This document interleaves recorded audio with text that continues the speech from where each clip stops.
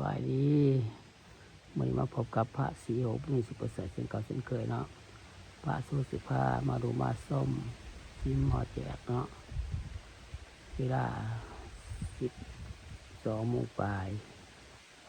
ของวันอังคารวันที่ 18 เดือนที่ 8 2026เนาะไล่เอาบรรยากาศซิมหอแจกมาให้ดูให้ชมให้ FC ลาวไทยต่างประเทศเขาดูเข้าชมส่องตัวทุกของพระศรีโหวันนี้สิประเสริฐให้เด้อกดไลค์กดแชร์เด้อกดติดตามให้เนาะ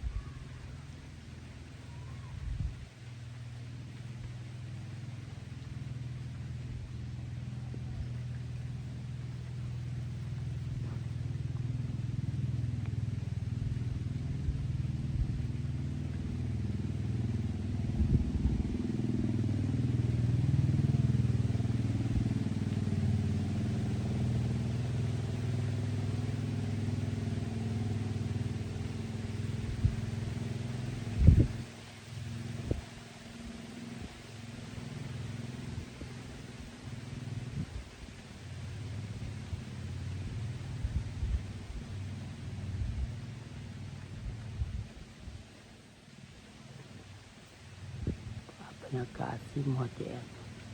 ได้เอามาให้ดูให้ชมให้ FC ลาวไทยต่างประเทศเขาดูเข้าชมส่องทุกของพระศรีโหวันนี้สิประเสริฐเด้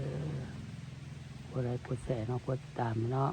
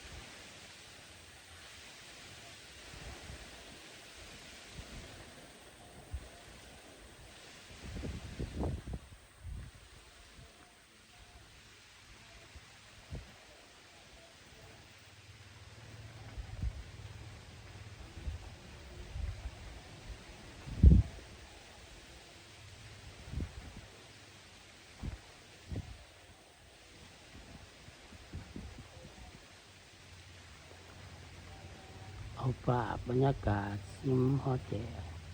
มาให้ดูให้ชมให้เอฟซีลาวไทยทั้งประเทศ เขาดูเขาส้มซองดูทุกกองพาซีโอบุมี10%เด้อกดไลค์กดแชร์เนาะกดติดตามเนาะ